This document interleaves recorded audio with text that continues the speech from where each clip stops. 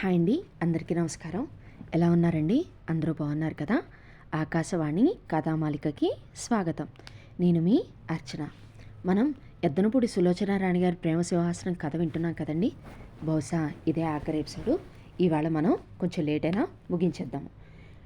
అహల్యమ్మ గారు స్వప్నని ఒప్పుకోవడానికి మనసు అంగీకరించింది. ఆవిడ కొడుకు కోసం తన ఆహాన్ని నేలరాచింది. తర్వాత ఏమైంది అనేది ఇప్పుడు విందాం. విమల భర్త కేసు గెలిచాడు. స్వప్న తోటివారు విడుదలయ్యారు. నాగమ్మ ఆనందానికి అంతులేదు. నాగమ్మ స్వప్నని తీసుకువెళ్ళడానికి వచ్చింది. స్వప్న జైలు తలుపులు దాటి బయటకు వచ్చేసరికి అక్కడ కారు ఆగింది. అహల్యమ్మ గారు నిలబడింది. ఆవిడ బాబుని ఎత్తుకుని ఉంది. స్వప్నని చూడగానే బాబు అమ్మా అంటూ ఆవిడ చేతుల్లోంచి జారి దిగి పరిగెత్తుకొచ్చాడు.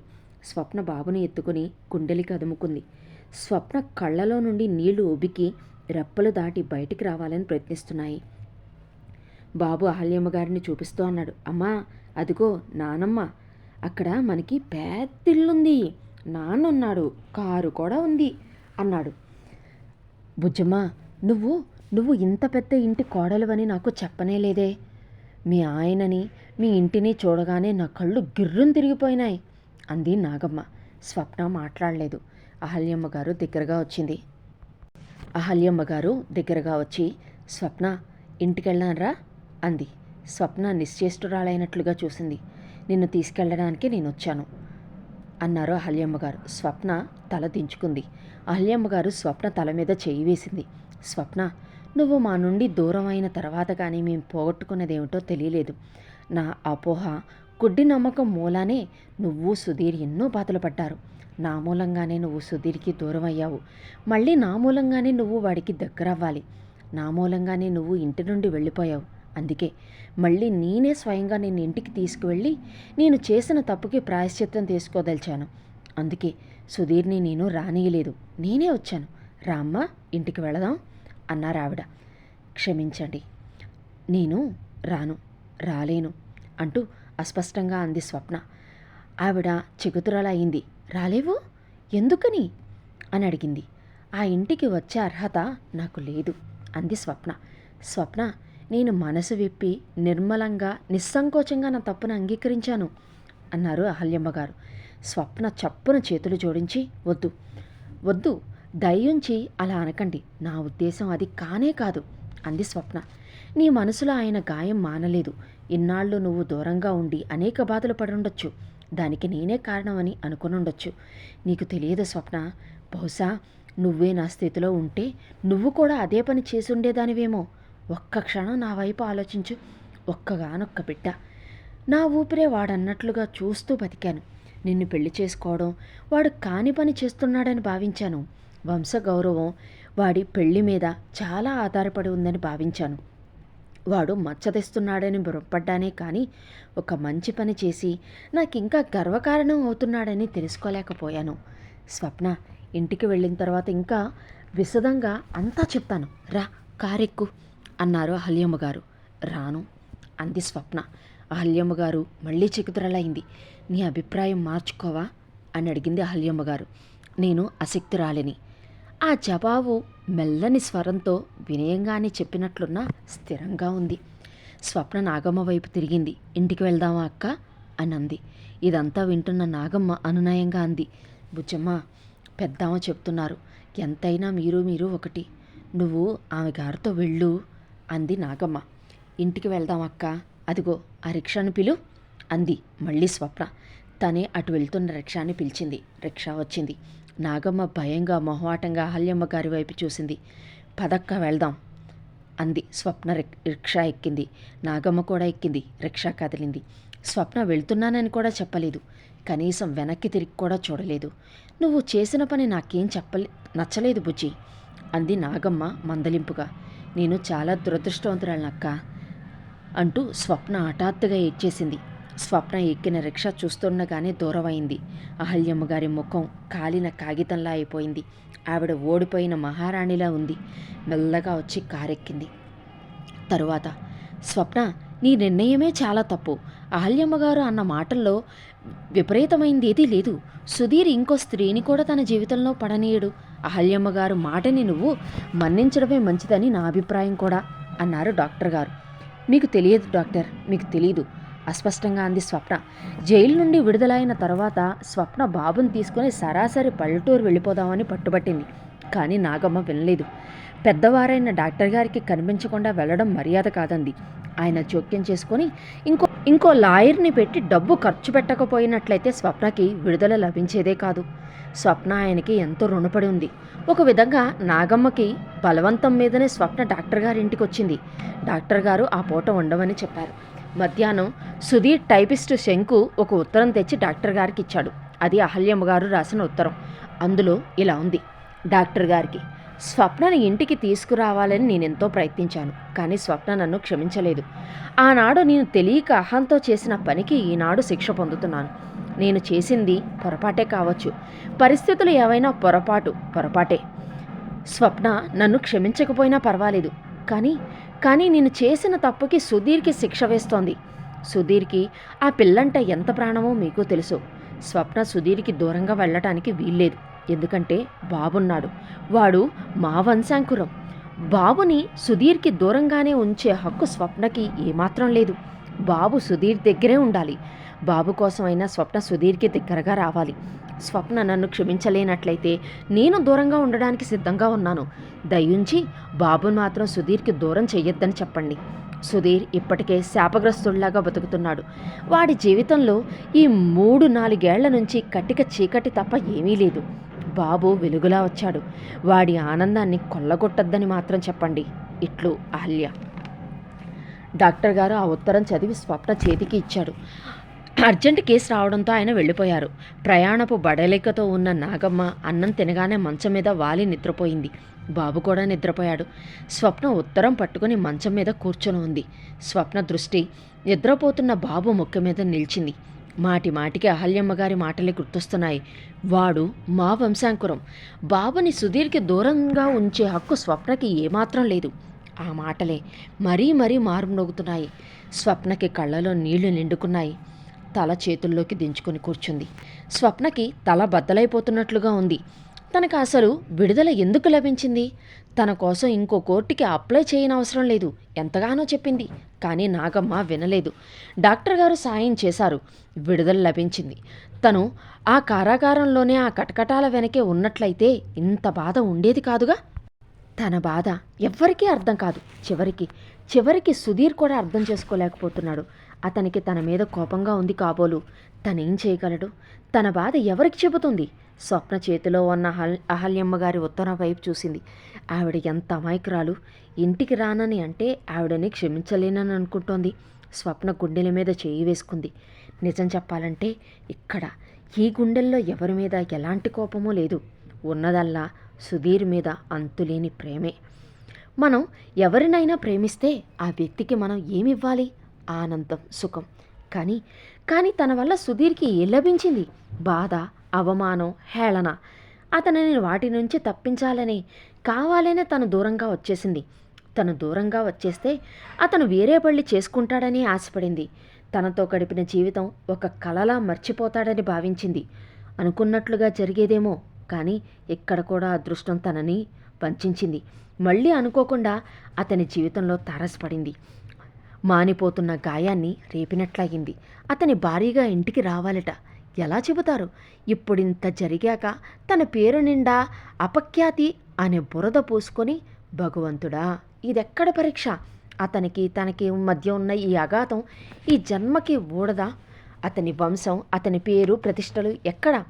జీవితంలో అతపాతాళానికి జారిన తనెక్కడ? గౌరవం, అగౌరవం రెండూ ఎక్కడైనా ఒకే తాసులో తూగలుగుతాయా? ఒకే కంచంలో భోజనం చేయగలవా? ఈ మాట డాక్టర్ గారికి కూడా అర్థం కాదా? నువ్వు సుధీర్ దగ్గరికి వెళ్ళడం న్యాయం అంటారు. న్యాయం. ఒకే మాట వీళ్ళందరూ అతని జీవితం గురించి ఆలోచిస్తున్నారు. అతని మనసు గురించి ఆలోచిస్తోంది. అతని పక్కన నిలబడే అర్హత తనకి లేనేలేదు. తనని ప్రేమిస్తున్నాడు కదా అని మాలిన్యంతో కూడిన జీవితం అతనికి అంటగట్టడమేనా? స్వప్నకి ఏడుపొచ్చేసింది. సుధీర్ అంటే ఏమిటో తనకి తెలుసు. తనని ఎంత ప్రేమించాడో కూడా బాగా తెలుసు. అందుకే అతనికి ఎదురుగా వెళ్ళలేదు. తను ఈ బాధ ఎవ్వరికీ అర్థం కాదు. వాళ్ల మీద కోపం అనుకుంటారు. తను అతని భార్యగా వెళితే ఏమవుతుంది? సుధీర్ ఆదరించచ్చు. అతని కోసం తల్లి అభిమానించనవచ్చు, కానీ ఈ లోకం ఈటెల్లాంటి మాటలతో అతన్ని చీల్చేస్తుంది. అతని జీవితం మళ్ళా నరకమవుతుంది, మళ్ళీ చరిత్ర చరణమవుతుంది. భగవాన్, వద్దు వద్దు వద్దు అంటూ స్వప్న గుప్పిట బిగిస్తూ అనుకుంది. డాక్టర్ గారి ఇంటికి వచ్చేసరికి స్వప్న లేదు. స్వప్న, నాగమ్మ ఇద్దరూ ఊరు వెళ్ళిపోయారని తులసి చెప్పింది. డాక్టర్ గారికి ఇవ్వమని ఉత్తరం ఇచ్చిందంటూ అందించింది. అందులో ఇలా ఉంది: డాక్టర్ గారికి. స్వప్న నమస్కరించి రాయినది: నేను చెప్పకుండా వెళ్ళిపోతున్నానని మీరు అన్యథా భావించద్దు. అహల్యమ్మ గారు రాసిన ఉత్తరం చదివాను. బాగా ఆలోచించాను. ఆమె అన్నది నిజమే. బాబు వాళ్ల వంశాంకురం. వాడిని వాళ్లకు దూరం చేసే హక్కు నాకు లేనే లేదని నమ్ముతున్నాను. వాళ్ల సొమ్ముని వాళ్ళకి వదిలి వెళుతున్నాను. బాబు లేకపోతే నా జీవితానికి ఆలంబన, వెలుగు లేనేలేవు. సుధీర్ మళ్ళీ మరో పెళ్లి చేసుకుంటే బాబుని నేను తీసుకోవచ్చు. కానీ ఆయన నాకు ఆ మార్గం కూడా లేకుండా చేశారు. నేను వెళ్ళిపోతున్నాను. దయ్యుంచి నా కోసం వెతకద్దు, ప్రయత్నం చెయ్యొద్దు. మీకు నా ఆఖరి నమస్కారం. ఇట్లు స్వప్న. తులసి, ఎప్పుడు వెళ్ళారు వీళ్ళు అంటూ డాక్టర్ గారు అరిచినట్లుగా అన్నారు. నాకు అస్సలు తెలియదయ్యా అంది తులసి భయంగా. మమ్మీ ఏది అంటూ బాబు ఏడుస్తూ అడిగాడు. డాక్టర్ గారు ఆ సాయంత్రం బాబుని తీసుకొచ్చి సుధీర్కి అప్పగించాడు. స్వప్న రాసిన ఉత్తరం ఇచ్చాడు. సుధీర్, స్వప్న ఎంత మూర్ఖురాలు అనుకోలేదు అన్నాడు. ఆ ఉత్తరం చూడగానే సుధీర్ ముఖం వెలవెలబోయింది. స్వప్న మనసేమిటో అతనికి అర్థం కావడం లేదు. ఎందుకు నన్ను ఇలా తిరస్కరిస్తోంది? నేనేం తప్పు చేశాను? మనసు ఆక్రోశంగా అనిపిస్తూ ఉంది. స్వప్నని, బాబుని తీసుకురావడానికి అతను బయలుదేరబోతున్నాడు. ఇంతలో డాక్టర్ గారి కారు వచ్చి ఇంటి ముందు ఆగింది. కారులో నుంచి బాబుని ఎత్తుకుని డాక్టర్ గారు దిగుతూ ఉంటే అతని గుండె ఒక్క క్షణం లయ తప్పినట్లయింది. స్వప్న వచ్చిందా? అతని ముఖంలోకి రక్తం పొంగుతూ వచ్చింది. కానీ స్వప్న రాలేదు. బాబుని ఎత్తుకుని డాక్టర్ గారే లోపలికి వచ్చారు. స్వప్న ఎలా వస్తుంది? నేనే వెళ్ళి తీసుకురావాలి కానీ అనుకున్నాడు. కానీ డాక్టర్ గారు వచ్చి బాబుని అందిస్తూ ఉత్తరం ఇవ్వగానే అతను నిర్వీణుడయ్యాడు. అతనికి పిచ్చ కోపం వచ్చింది. ఆవేశంతో వణికిపోయాడు. ఆ క్షణంలో వెళ్ళి స్వప్న ఎక్కడంతో వెతికి పట్టుకొని ఆ చెంప ఈ చెంప వాయించాలనిపించింది. అతను ఎంతో కష్టం మీద పళ్ళ బిగువన ఆవేశం, ఆగ్రహం దిగమింగాడు. తన జీవితానికి పరీక్ష ఇంకా ముగిలేదన్నమాట. అసలు తల్లి అలా వృత్తన రాసిన సంగతి అతనికి తెలియదు. అతనికి తల్లి మీద కోపం వచ్చింది. అరగంట తర్వాత సుధీర్ విమల ఇంట్లో ఉన్న తల్లికి ఫోన్ చేశాడు. ఆవిడ నిన్న జైలు నుండి సరాసరి ఇంటికి రాకుండా విమల ఇంటికి వెళ్ళింది. స్వప్న రాని పక్షంలో తన ఆ ఇంటికి రానని అంది. సుధీ, బాబు వచ్చాడా నిజంగా అంది ఆనందంగా. బాబు వచ్చాడంటే స్వప్న కూడా వచ్చినట్లేగా అని. అవునమ్మా, వచ్చాడు, నువ్వురా అన్నాడు. అహల్యమ్మ గారు వచ్చింది. కానీ బాబు ఒక్కడే కనిపించాడు. నానమ్మా అంటూ ఎదురొచ్చి వాడిని ఎత్తుకుని ముద్దాడింది. స్వప్న కోసం ఆవిడ కళ్ళు ఇల్లంతా గాలిస్తున్నాయి. గదిలో ఉందా ఏంటి? సుధీర్ కూడా గదిలోనే ఉన్నాడు. కానీ మాటలు వినిపించడం లేదు. భార్యాభర్తలు ఎన్నో ఏళ్ల తర్వాత కలుసుకున్నారు. వాళ్ళని తను ఏకాంతంగా వదలాలి. ఆవిడ మనసుని మనవడిని ఎత్తుకొని లోపలికి వెళ్ళింది. దేవుడి దగ్గర ఉన్న పూలు కుంకుమ తీసుకొని, బాబీ ఇవి అమ్మకిచ్చిరా అంది. అమ్మ లేదుగా అన్నాడు బాబు. లేదా? ఆ గదిలో లేదు అని అడిగింది అహల్యమ్మగారు. ఓహో అన్నాడు బాబు. నీతో రాలేదా అని అడిగింది ఆవిడ మళ్ళీ. ఓహో అన్నాడు బాబు. ఏమిట్రా, అమ్మ రాలేదా? వాడి జబ్బ పట్టుకుని అడిగింది ఈసారి. అమ్మ రాలేదు నానమ్మ, ఊరెళ్ళిందిగా అన్నాడు బాబు. ఊరెళ్ళిందా? నువ్వెలా వచ్చావు మరి అని అడిగింది అహల్యమ్మగారు. డాక్టర్ గారితో అన్నాడు. ఆవిడ మనవణ్ణి ఎత్తుకొని గబగబా సుధీర్ గదిలోకి వెళ్ళింది. అక్కడ సుధీర్ వాలు కుర్చీలో పడుకుని ఉన్నాడు. సిగరెట్ కాలుస్తూ ఒంటరిగా ఆలోచనగా పరధ్యాసగా ఉన్నాడు. అక్కడ స్వప్న లేదు. సుధీ, స్వప్న రాలేదా అని అడిగింది. రాలేదు అన్నాడు సుధీర్. ఎందుకని అని అడిగింది. తెలీదు. మరి బాబు? ఆవిడ సందేహంగా అడిగింది. మనకి అప్పచెప్పేసింది. మన వంశాంకురంగా వాడి దగ్గర ఉంచుకునే హక్కు స్వప్నకెక్కడిది? అతని మాటలు పదునుగా ఉన్నాయి. హరి భగవంతుడా! ఆల్యమ్మగారి పెదవులు అస్పష్టంగా పలికాయి. ఇదా తను ఆశించింది? స్వప్న లేని బాబున తను కోరుకుంది? ఇదేనా వాళ్ళు తనని అర్థం చేసుకుంటున్నాయి? ఈ చిన్నవాళ్లకి వాళ్ల దృష్టే తప్ప పెద్దవారి మనసు అర్థం కాదా ఏంటి? ఈవిడ కొడుకు వైపు భయంగా చూసింది. అతని ముఖం ఆవిడ ఏం జరుగుతుందని భయపడిందో సరిగ్గా అలానే ఉంది. ఆ రోజు ఉదయం నుండి ఒకటే వర్షం ఎడాపెడా కొడుతోంది. పల్లెటూరులో స్వప్న మంచం మీద ప్రాణం లేని దానిలా పడుకునుంది. ఈ ఊరు వచ్చి 2 రోజులైంది. స్వప్నకి వచ్చేటప్పుడే రైల్లో చలి, జ్వరం ప్రారంభం అయినాయి. ఈ ఊరు వచ్చిన తర్వాత జ్వరం ఇంకా ఎక్కువయింది. నిద్రలో ఏమిటేమిటో మాట్లాడుతుంది, ఏడుస్తుంది. నాగమ్మకి కాళ్ళు చేతులు ఆడడం లేదు. డాక్టర్ గారిని పిలిపించి చూపించింది. 2 రోజులకి జ్వరం తగ్గుతుందని అన్నాడు. భయపడాల్సిందేమీ లేదని చెప్పాడు. ఈ పూట కాస్త తగ్గింది. ఆ కలవరింతలు, లేచి కూర్చోవడాలు లేవు. స్వప్నాన్ని చూస్తుంటే నాగమ్మకి ఎలాగో ఉంది. ఇదివరకుల్లా కసిరినట్టుగా మాట్లాడలేకపోతుంది. గొప్పింటి పిల్ల, దొరబాబు లాంటి మొగుడు. వాళ్ళని వదిలి ఇలా అనాథగా దూరంగా ఉండాల్సి రావడం ఎంత దురదృష్టం. ఈ ఊరు రాగానే స్వప్న నాగమ్మ ఊళ్ళో తలపెట్టుకుని తన దురదృష్టం, జీవితం మొదట్నుంచి అంతా వినిపించింది. అయ్యయ్యో బుజ్జి, తెలియక నేను ఎన్ని మాటలన్నాను. నువ్వింత గొప్పాళ్ల పిల్లవని తెలియదు నాకు అంది. అక్క, గొప్పతనం డబ్బును బట్టి రాదు, మనసును బట్టి వస్తుంది. నాకు నువ్వు ఎంతో మేలు చేశావు. నీ అండే లేకపోయినట్లయితే నేను బాబు ఎక్కడ ఉండేవాళ్ళమో, ఎన్ని బాధలు పడాల్సి వచ్చేదో అంది. నా మొహంలా ఉంది బుజ్జి. నీకు నేను ఏం సాయం చేశాను? ఇప్పుడు మాత్రం నువ్వు బాధలు పడలేదా? బంగారం లాంటి మొగుణ్ణి పెట్టుకొని ఈ సీతమ్మ వారి బతికేవిడి చెప్పు అంది. నీకు తెలియదక్కా, ఒక రకంగా ఆలోచిస్తే ఇది నాకు బాధ కానే కాదు. నా మనసులో ఉన్న బాధని దేవుడు కూడా తీర్చలేడు అంది స్వప్న. నువ్వు అట్లా అనుకోవడం నాకేం నచ్చలేదు బుజ్జి. నీ మీద ఆ బాబుకి ఎంత ఇష్టమో చూడు. మనం అనుకున్నాం డాక్టర్ గారు ప్రెడర్ గారిని పెట్టి కేసు గెలిపించారని. అసలు అదంతా చేసింది ఆ సుధీర్ బాబేనంట. నీ మీద ఎంత ప్రేమ లేకపోతే అలా చేస్తాడు? నువ్వే అతన్ని చాలా బాధ పెడుతున్నావు. పాపం, మీ అత్తగారు వచ్చి ఇంటికి రమ్మని అంత బతిలాడిందే. నువ్వు వెళ్ళావా? వెళ్ళకపోవడం చాలా తప్పు బుజ్జి, చాలా చాలా తప్పు. నేను చదువుకున్నదాన్ని కాదు, అయినా సరే లోకానుభవం బట్టి కొన్ని సంగతులు నాకు తెలుస్తాయి కదా. మనల్ని బాగా చూసేవాళ్ళని, మన మీద ప్రాణం పెట్టుకుని బతికేవాళ్ళని మనం బాధ పెట్టకూడదు. మన వాళ్ళు మనకి తోడుగా ఉంటే ఈ లోకం మాట మనకెందుకట్ట? నువ్విలా బాబుని అక్కడ వదిలేసి రావడం తప్పున్నారా?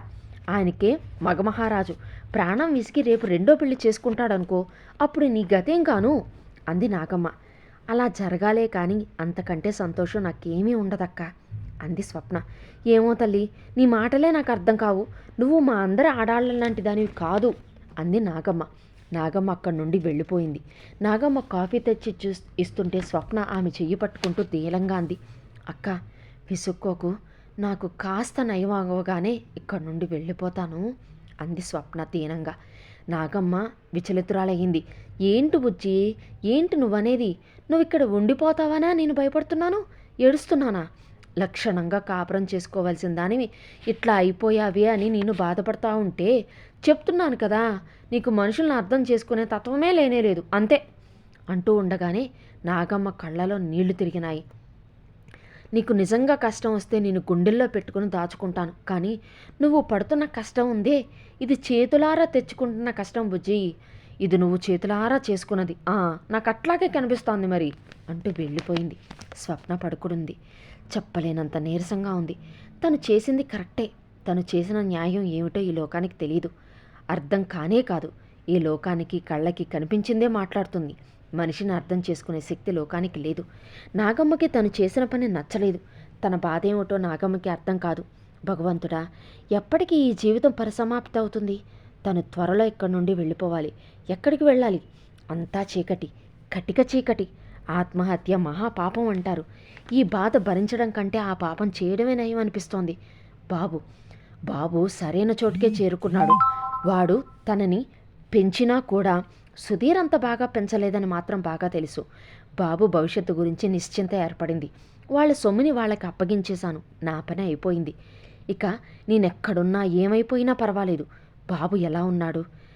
అమ్మ కావాలని ఒక్కసారి కూడా అడగడం లేదా? సుధీర్ బాగానే మరిపించగలడు. సుధీర్ గుర్తుకొస్తుంటే స్వప్నకి మనసులో అభిమానాలతో పాటు కస్సుమంటోంది రోషం కూడా. తను విడుదలైన తర్వాత అతను ముఖాముఖి రానేలేదు. రాకపోవడమే కరెక్టు. తామిద్దరి మధ్య మాట్లాడడానికి ఏముందని? అతనికి చెప్పకుండా వెళ్ళినందుకు తనని దోషిగా భావిస్తున్నాడేమో. స్వప్నకి ఏడుపొచ్చేస్తోంది. పక్కటి మెతుకలు కదిలిపోయేటంత ఉధృతమైన వరదరతి. ఇలా ఉంటే నాకు బహుశా త్వరలోనే పిచ్చెక్కిపోతుందేమో. స్వప్న ఏడవసాగింది. భగవంతుడా, నేనే మహాపాపం చేసుకున్నానో కదా నా జీవితం ఇంత భయంకరంగా నడుస్తోంది అంటూ స్వప్న ఏడుస్తూ ఉంది. ఒంటరిగా ఆ గదిలో మంచం మీద దిండులో తల దాచుకుని నిస్సహాయంగా హృదయ విదారకంగా ఏడుస్తోంది. మమ్మీ ఇంతలో వినిపించింది. స్వప్న ఉలిక్కిపడినట్లుగా తిరిగి చూసింది. బాబు పరిగెత్తుకొచ్చి మీద చెయ్యేశాడు. స్వప్న లేచి కూర్చుంది. బాబుని గాఢంగా గుండెలకి హత్తుకుంది. ముద్దులతో ముఖాన్ని ముంచెత్తింది. స్వప్న తలెత్తింది. ఎదురుగా సుధీర్ నిలబడి ఉన్నాడు. స్వప్న అతన్ని చూడగానే తడబాటుగా లేవబోయింది. ఒళ్ళు తోలడంతో కూర్చుండిపోయింది. మీరు మీరు రావడం నిజమేనా? కళ్ళు గట్టిగా తుడుచుకుంటూ అంది. బాబుని నీకు అప్పగించి వెళ్ళడానికి వచ్చాను. అతని కంఠంలో బిగబట్టిన బాధ, ఆవేదన ఉన్నాయి. నాకా? కానీ కానీ అంటూ ఆగిపోయింది స్వప్న. ఏ బిడ్డని తల్లి నుండి వేరు చేసే హక్కు ఎవ్వరికీ లేదు. అమ్మ ఆ ఉత్తరం తెలియక రాసింది.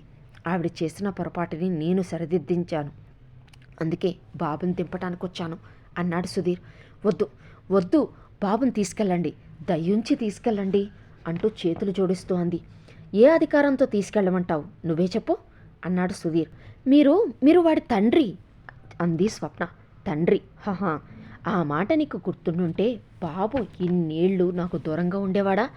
తల్లి తండ్రి బ్రతుకుండగానే వాడు అనాథల ఎవరి దగ్గరో పెరిగేవాడా? ఒక్క మాట అడుగుతాను చెప్పు. తప్పు చేసినది నేనైతే శిక్ష పసివాడికి ఎందుకేశావు అన్నాడు సుధీర్. తప్ప? మీరా? మీరు తప్పు చేశారని ఎవరన్నారు అంది స్వప్న. నువ్వే. మాటగా నోటితో అనలేదు, అలాగ చేసి చూపించావు. నేను నిన్ను పెళ్లి చేసుకున్నాను. నా వాళ్ళు నిన్ను ఎలా చూస్తారా అని ఆలోచించకపోవడం నా తప్పే. పెళ్లి చేసుకుని నేను సుఖంగా బ్రతికే పరిస్థితులు ఏర్పడనీయకపోవడమూ తప్పే అన్నాడు సుధీర్. అలా అనకండి ప్లీజ్, అలా అనద్దు అంది స్వప్న. కాదని అనగలవా? అతను బిగబట్టిన ఆవేశం ఒక్కసారిగా కట్టలు తెంచుకున్నట్లుగా వచ్చింది. అందుకని నాకు శిక్ష విధించావు, తగిన శాస్తి చేశావు అన్నాడు సుధీర్. ప్లీజ్ అర్థిస్తున్నట్లుగా అంది. అలా అనకండి, నాకు చాలా బాధ అనిపిస్తుంది అంది స్వప్న. బాధ? బాధ అంటే ఏంటో అసలు నీకు తెలుసా? నేను నిన్ను చేసుకున్నప్పుడు నీకు ధైర్యం ఇస్తున్నానని అనుకున్నాను. నా ప్రేమతో నువ్వు ఆ గతం గొలుసుల్ని అతి తేలికగా తెగ్గొట్టగలవని నమ్మాను. మనం కల్పించుకున్న లోకంలో ఇద్దరం సుఖంగా ఉండగలవని నమ్మాను. నువ్వింత పిరికిదాను అనుకోలేదు. నేను అనుక్షణం నీ గురించి ఆలోచించాను.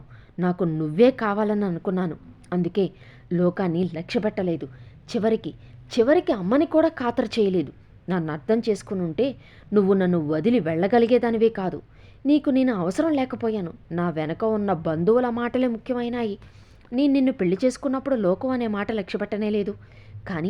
కానీ నువ్వు వెళ్ళిపోయిన తర్వాత అందరూ నన్ను చూసి నవ్వుకున్నారు. నేను నీకు ఆత్మీయత పంచిస్తే నీ నుంచి నాకు ఎదురయ్యిందేమిటి? నీకు నా నుంచి పొందే ప్రేమ కంటే లోకం మర్యాదలే అధికమనిపించాయి అన్నాడు సుధీర్. అనండి, మీకు అంతవరకే అర్థమైంది అంది స్వప్న బాధగా. పిల్లల కోసం మనం ఎన్ని కలలు కన్నాం? నేనెంత తప్పించానో కనీసం నీకు ఆ సంగతైనా గుర్తుందా? ఎంతో గారాబంగా ఎంతో ముద్దుగా పెరగాల్సిన వాడికి ఎలాంటి కర్మను పట్టించావు. నా అదృష్టం కొద్దీ ఆ కుటుంబరావుని నీ కేసులో ఇరికించబట్టి నువ్వు బ్రతుకున్నావనే సత్యం నాకు తెలిసొచ్చింది. అక్కడ కూడా నన్ను విధి వంచింది నువ్వేనని నాకు తెలియలేదు. అసలు ఆ కేసు నేను తీసుకున్నానన్న మాటే కానీ నేను సరిగ్గా అటెండ్ చేయనే లేదు. నా అసిస్టెంట్లే అటెండ్ చేశారు. ఇది చెప్పినా నువ్వు నమ్మవు. అమ్మ వచ్చి క్షమాపణ చెప్పినా నీ మనసు కరగలేదు. క్షమాపణ చెప్పినా నువ్వు నమ్మవని నాకు తెలుసు. నీ కఠినమైన మనసు నేను ఎరగందేమీ కాదుగా అన్నాడు సుధీర్.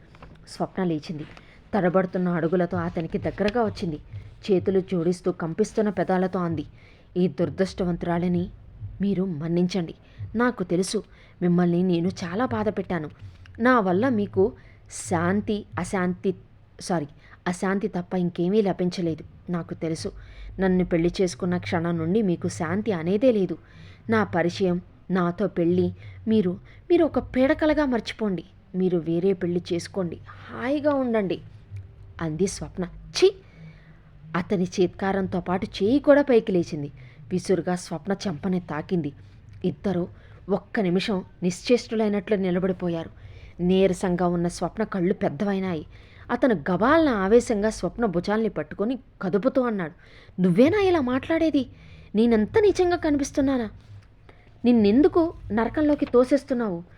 నేను పడుతున్న బాధ చాలలేదా? ఇంకా బాధ పెట్టాలనా? నీ పరిచయం, నీతో పెళ్ళి ఒక కలగా మర్చిపోవాలా? ఆ కలలోనే బతుకుతున్నానని నన్నేం చేయమంటావు స్వప్న? మనిద్దరి మధ్య ఇప్పుడు ఉన్న అడ్డుగోడ ఏమిటి? ఈ గౌరవ ప్రతిష్టలేగా, అవేగా నిన్ను నా నుండి దూరం చేస్తున్నవి. నన్నేం చేయమంటావు చెప్పు? కుటుంబ గౌరవం ప్రతిష్ట కలిగి ఉండడమే నా తప్పంటావా? ఏం చెయ్యను నేను కూడా ఏదైనా మర్డర్ చేసి జైల్లో కూర్చొని రానా? ఏదైనా గొడవలో ఇరుక్కొని నలుగురి చేత నవ్వించుకోనా? నాకు నువ్వు కావాలి స్వప్న. నీకోసం ఏం చేయమంటావో చెప్పు. ఏం చేస్తే అడ్డుగోడలు లేకుండా మనం సన్నిహితంగా ఉండగలమో చెప్పు అన్నాడు సుధీర్. స్వప్న మనసు అతనికి అర్థమయ్యింది. స్వప్న ఎందుకు అతన్ని దూరంగా ఉంటుందో అతనికి బాగా తెలిసింది. స్వప్న తనకి తానుగా ఇంకేం చెప్పనవసరం లేదు. స్వప్నకి గుండెల మీద నుండి పెద్ద భారం దింపినట్లయింది. ఒక్కసారిగా ఏడవసాగింది.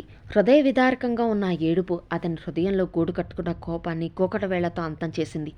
అతను విచలితుడయ్యాడు. అతని గుండెల్లో స్వప్న పట్ల ఇన్నేళ్ల నుంచి దాక్కుని ఉన్న ప్రేమ ఒక్కసారిగా పొంగి పొరలింది. హఠాత్తుగా స్వప్నని దగ్గరకు తీసుకున్నాడు. గుండెలకు హత్తుకుంటూ స్వప్న స్వప్న అన్నాడు. స్వప్న చిన్న పిల్లలా అతన్ని హత్తుకుపోయింది. చెప్పు స్వప్న, ఎందుకిలా చేశావు? నా ప్రేమ నీకు ధైర్యం ఇవ్వలేకపోయింది కదూ అన్నాడు. కాదు కాదు, ధైర్యం ఇవ్వకపోతే నేను ఇలా దూరంగా బ్రతకలేను. నేను చచ్చిపోదామని అనుకున్నాను. కానీ బాబు, నాకు ఆ సాహసం లేకపోయింది అంది స్వప్న స్పష్టంగా. స్వప్న, అతని చేతులు మరింతగా స్వప్న చుట్టూ బిగుసుకున్నాయి. అందుకే బాబును చూసిన తర్వాతనే నిన్ను క్షమించగలిగాను నేను. చూడు, నా నుంచి నువ్వు అలా వెళ్ళిపోయిన తర్వాత నువ్వు బ్రతికి ఉంటావంటే నాకు నమ్మకం లేకపోయింది. బాబును చూసిన తర్వాత కానీ నాకు అర్థం కాలేదు. అతను నిలబడలేనట్లు మంచం మీద కూలబడ్డాడు. స్వప్న అతని ఒడిలోకి జారి ముఖం దాచుకుంది. అతను చెప్పసాగాడు.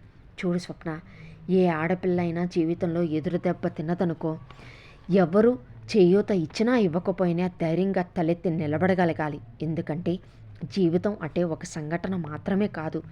జీవితంలో ఒక చోట ఎక్కడైనా దెబ్బతిన్న ఆడపిల్ల మిగతా జీవితం అంతా సవ్యంగా బ్రతికి ఆ సంఘటన కేవలం ఒక దురదృష్టం మాత్రమే అని అనుకోవాలి. జీవితానికి ఆలంబనగా ధైర్యం ఉండాలి. నువ్వు ఆ ఒక్క సంఘటనతో నుండి బయటపడలేకపోతున్నావు. నేను నిన్ను పెళ్లి చేసుకున్నాను. సమాజంలో మామూలుగా బ్రతకగలిగే అవకాశం నీకు వచ్చింది. కానీ నువ్వు ఆ అవకాశం ఉపయోగించుకొని నువ్వుగా ఆత్మస్థైర్యంతో నిలబడలేదు. సమాజాన్ని సూటిగా కళ్ళలోకి చూడలేదు. దెబ్బతిన్న కుక్కపిల్లల ఈ సంఘానికి బెదిరిపోయి పారిపోవడానికి ప్రయత్నించావు. నిన్ను లోకంగా నమ్మిన నా సంగతి ఆలోచించనే లేదు. ఆనాడే నువ్వు ధైర్యంగా నా పక్కన నిలబడి ఉంటే మన జీవితాలు ఇంత విషాదంగా అయ్యేవి కావేమో. స్వప్న, నా మనసు నీకు అర్థం కాలేదా? అర్థమైతే నన్ను వేరే పెళ్లి చేసుకోమని అనే సాహసం నీకుందా? నీ ఆలోచనలతో, నీతో గడిపిన జ్ఞాపకాలతోనే బతుకుతున్నానే నేను. బాబును చూడగానే ఎంత ఆనందపడ్డానో తెలుసా? నిన్ను క్షమించగలిగినంత శక్తి వచ్చింది స్వప్న. నన్నిక బాధ పెట్టకు. నాకిక శక్తి లేదు. బాబుకి నువ్వు తల్లిగా లేకపోతే తండ్రి కూడా ఉండడు. స్వప్న, నేను నిన్ను పెళ్లి చేసుకునేటప్పుడు నా మనసు ఒక ప్రేమ సింహాసనంగా చేసి నిన్ను మహారాజ్ఞిగా దాని మీద కూర్చోపెట్టానని అనుకున్నాను. దాని మీద కూర్చునే అర్హత నీకు తప్ప ఇంకెవ్వరికీ లేదు.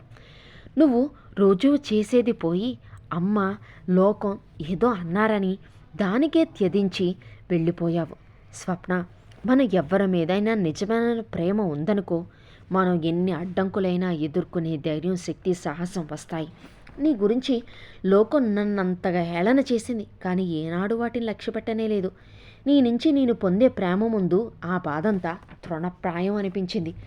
నీకు అలా అనిపించలేదు అంటే నా ప్రేమలో ఏదో లోపం ఉండి ఉండాలి అన్నాడు సుధీర్. స్వప్న వింటోంది. అతని మాటలు, వాటిల్లో ప్రతిధ్వనిస్తున్న ప్రేమాభిమానాలు చిత్రంగా స్వప్న కళ్ళ ముందు కమ్ముకున్న దట్టమైన చీకట్లని తొలగిస్తున్నట్లుగా ఉన్నాయి. అతను భుజాలు పట్టి ఊపుతూ అడుగుతున్నాడు. ఏం చేశావు నన్ను? నువ్వు పరిత్యజించి వచ్చేశావు. నేను బాధపడతానేమోనని ఆలోచించనే లేదు, అవునా అన్నాడు. నన్ను క్షమించండి, నేను ఇట్లా అనుకోలేదు అంది స్వప్న. పోనీ నాకు నీ భయాలు చెప్పావా? నన్ను విడమర్చి చెప్పనిచ్చే అవకాశం ఇచ్చావా అని అడిగారు సుధీర్ మళ్ళీ. మీరు నేను వెళ్ళిపోతే సుఖంగా ఉంటారని ఆశించాను అంది స్వప్న. అదే పెద్ద పొరపాటు. ఇప్పటికైనా అర్థమైందా అంటూ అతను స్వప్నని గాఢంగా గుడ్డెలికి హత్తుకున్నాడు. స్వప్న, చెప్పు, నువ్వు నాతో ఇంటికి వస్తావా? లేకపోతే నన్ను, అమ్మని, ఇంటిని, ప్రాక్టీస్ని వదిలేసి నీతో పాటు ఈ పల్లెటూరులో ఉండిపోమని అంటావా? చెప్పు అన్నాడు. స్వప్న మాట్లాడలేదు. స్వప్నకి తన పరిస్థితి తనకే వింతగా ఉంది. సుధీర్ దగ్గరగా ఇలా అతని చేతుల్లో ఉంటే సర్వప్రపంచం ఎదుర్కోగలనని అనిపిస్తోంది. స్వప్న, చెప్పు, బాబు సరైన పెంపకంలో ఉండాలా వద్దా అన్నాడు. ఉండాలి అంది స్వప్న. ఉండాలి అంటే నేను బాబును పెంచాలి, అవునా అన్నాడు సుధీర్. అవును అంది స్వప్న. బాబు నేను పెంచాలి అంటే నాకు నీ తోడు కావాలి. నీ తోడు లేకుండా వాడిని పెంచడం నా వల్ల కాదు. నేను అవసరం లేదంటే వాడికి నువ్వే వాడిని అనాథ శరణాలయానికి ఇచ్చేయి అన్నాడు సుధీర్. అలా అనకండి అంది స్వప్న. స్వప్న, నీ మనసు నాకు అర్థమైంది, నీ భయం నాకు తెలిసింది. నాకు నువ్వు ఎందుకు దూరం అయ్యావో నేను తెలుసుకున్నాను. నీ భయాలు, నీ కల్పితాలు రాక్షసుల్లా అవి మనిద్దరి జీవితాల్ని కబళించడానికి చూశాయి. స్వప్న, మనిషికి జీవితంలో ప్రేమ పట్ల విశ్వాసం ఉండాలి. ఆ నమ్మకం ఉంటే ఎన్ని బాధలు ఎదురైనా, తుఫాన్లు గురైనా తీరం చేరగల నావ అవుతుంది జీవితం. నువ్వు నన్ను నమ్మలేదు అనే ఆలోచనే ఎంతో నరకంగా అనిపిస్తోంది నాకు అన్నాడు సుధీర్. స్వప్న అతని నోటికి చెయ్యి అడ్డం పెట్టింది. నాది ఒట్టి భయం అని, ఆ భయానికి భయపడి జీవితంలో అతి విలువైన మీ ప్రేమకి దూరం అయ్యానని ఇప్పుడు తెలిసింది. నన్ను క్షమించండి అతని భుజం మీద తల ఆనించుకుంటూ అంది. నేను నిన్ను ఇంటికి తీసుకెళ్ళడానికి వచ్చాను అన్నాడతను. ఇంతలో బాబు చేయి పట్టుకొని నాగమ్మ అక్కడికి వచ్చింది. నాగమ్మని చూడగానే సుధీర్ స్వప్నని మెల్లగా వదిలేశాడు. స్వప్న లేచి నిలబడింది. నాగమ్మని చూడగానే అక్క, వీరు అనబోయింది. నాకు తెలుసు, నిన్ను తీసుకెళ్ళడానికి వచ్చారు, అవునా? బాబీ చెప్పాడు అమ్మని తీసుకొని నాయనమ్మ దగ్గరికి వెళ్తాం అని. స్వప్న, నువ్వు వెళ్ళడమే సరైన పని. అసలు ఇన్నాళ్ళిలా హఠం చేసినందుకు నేనే నీ అత్తనయ్యుండుంటే 2 వాయించుండేదాన్ని అంది నాగమ్మ. వాన తగ్గింది. స్వప్న, సుధీర్, బాబు కారెక్కారు. ఆకాశంలో వాన కురిసిన మబ్బులు తమ ప్రాబల్యం కోల్పోయినట్లుగా దూదిపించెల్లా తీరిపోతున్నాయి. స్వప్న బయలుదేరుతుంటే నాగమ్మ కౌగిలించుకుంది. ఇది ఏనాటి రుణమో బుజ్జమ్మ, నా ఇంటికి ఒక దేవత వచ్చెళ్తున్నట్లుగా ఉంది అంది నాగమ్మ. అంత మాట అనకక్క అంది స్వప్న. నీ భర్త దేవుళ్ళంటోడు, అతని మనసు ఎప్పుడూ కష్టపట్ట మాకు. అత్తవారింటికి వెళ్ళే ఆడపిల్లకి చెప్పినట్లు చెప్పింది నాగమ్మ. ఎప్పుడైనా వస్తూ ఉండు అంది. సుధీర్ నాగమ్మ పిల్లలు చదువులు హైదరాబాద్లోనే ఏర్పాటు చేస్తానని చెప్పాడు. అప్పటికే ఇరుగు పొరుగు వాళ్ళు వాకిళ్లలో కారు చూడడానికి ఎగబడినట్లుగా నిలబడ్డారు. స్వప్నని, సుధీర్ని చూసి గుసగుసలాడసాగారు. కారు బయలుదేరింది. సుధీర్ డ్రైవ్ చేస్తున్నాడు. పక్కన బాబుని ఒళ్ళో పెట్టుకుని స్వప్న కూర్చొని ఉంది. ఆ ముఖం చిక్కి నీరసంగా ఉన్నా ఆ కళ్ళలో ఆత్మస్థైర్యం లాంటిదేదో కనిపిస్తోంది. సుధీర్ డ్రైవ్ చేస్తూ ఎడమ చెయ్యి స్వప్న భుజాల చుట్టూ వేశాడు. స్వప్న అతని భుజం మీద తల ఆనించింది. ఇది నిజమేనా అంటూ అస్పష్టంగా అంది. నిజం. ఈ మాట బహుశా కొన్ని నెలల పాటు నేను కూడా గుర్తు చేసుకుంటూ ఉండాలనుకుంటాను అన్నాడు సుధీర్.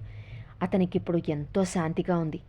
అతని మనసు ఇన్నేళ్లుగా పంజరంలా ఊచల్లా బంధించిన అశాంతి, ఆవేదన అనే ఊచలు విరగ్గా ఆకాశంలోకి రెక్కలు చాచుకొని ఆనంద తీరం వైపు సాగిపోతున్న రాయంచలా ఉంది.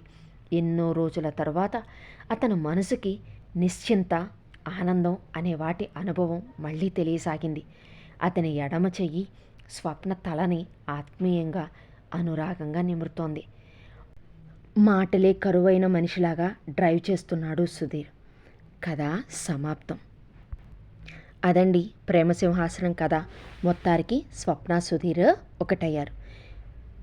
మరొకసారి మరో మంచి కథతోటి మీ ముందుంటారు. అంతవరకు ఇలాంటి మరిన్ని కథల కోసం ఛానల్ని సబ్స్క్రైబ్ చేసుకోండి. మీకు కావాల్సిన ఈ ప్రేమ సింహాసనం ఎపిసోడ్లన్నీ ఒక ప్లేలిస్ట్ లాగా తయారు చేశాను. మీకు వీలుగా ఖాళీగా ఉన్నప్పుడు మీకు నచ్చిన టైంలోనే వినండి. నచ్చినట్లయితే మీకు బాగా నచ్చిన వాళ్ళకి షేర్ చేయండి. ఉంటానండి.